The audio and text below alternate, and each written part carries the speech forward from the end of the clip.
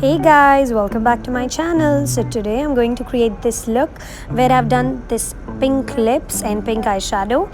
I'm going to first start with the eyeshadow because that is what I'm going to focus on today's video. I've already prepared a little bit of base on my face.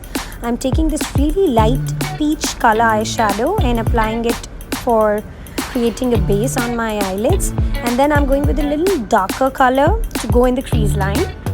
After I have applied these two colors, what I'm going to do next is use this eyeshadow stick from Studio West. That's a brand in West Side. That's where I bought this purple kind of lip color, and then I'm using glittery pink eyeshadow on the top of my purple eyeliner.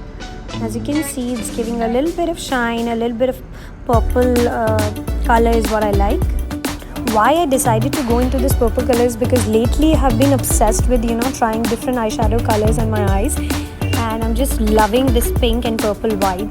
Now I'm going to curl my eyelashes, and I'm going to coat my lashes with about 3 to 4 layers of mascara because I'm looking for a little more defined eyes, maybe, because I've noticed that 1 layer or 2 layers doesn't give that much of definition.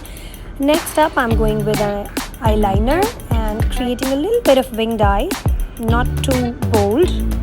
And yes, it's not me if I haven't messed up my eyeliner or mascara. This happens most of the time. Now the eyes are almost done. We'll move on to the lip gloss. I'm using this beautiful pink shade from NYX Cosmetics. I've had it for 2 years now. I think it's almost expired or going to expire soon, but this looks so pretty. A little bit of highlighter and I'm good to go.